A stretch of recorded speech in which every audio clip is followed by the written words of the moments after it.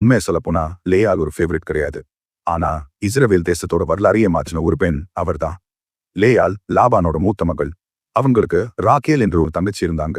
ராக்கேல் அழகுக்காக எல்லாராலும் விரும்பப்பட்டாங்க.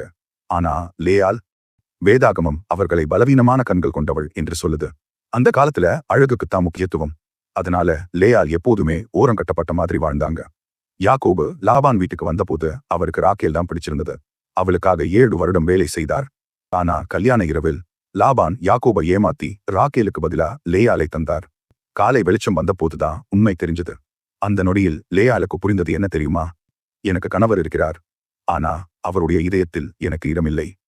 யாக்கோபு ராக்கேலுக்காக மீண்டும் 7 வருடம் வேலை செய்தார். ஒரே வீட்டில் தன் கணவரின் அன்பு முழுசும் தங்கச்சிக்கு கிடைக்கிறத பார்த்து லேயால் தினமும் அமைதியான வழியோட வாழ்ந்தாங்க. ஆனா இங்கதான் ஒரு பெரிய திருப்பம். யாக்கோபு நேசிக்கலனாலும் தேவன் லேயாலை பார்த்தார்.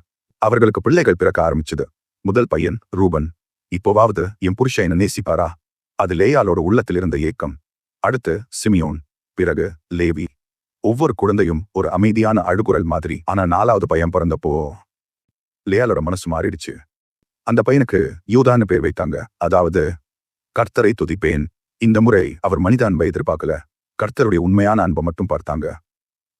இப்போ கவனிங்க, அந்த யூதாவோட சந்ததியில தான் தாவீது ராஜா வந்தார். அவரோட வரிசையில தான் உலகத்தையே ரட்சிக்க வந்த இயேசு கிறிஸ்து பிறந்தார். உலகம் கவனிக்காத, அழகில்லன்னு சொல்லப்பட்ட, நிராகரிக்கப்பட்ட ஒரு பெண்ணின் வழியில் தான் மேசியா வந்தார். லேயாலோட வாழ்க்கை நமக்கு சொல்ற உண்மை என்ன தெரியுமா?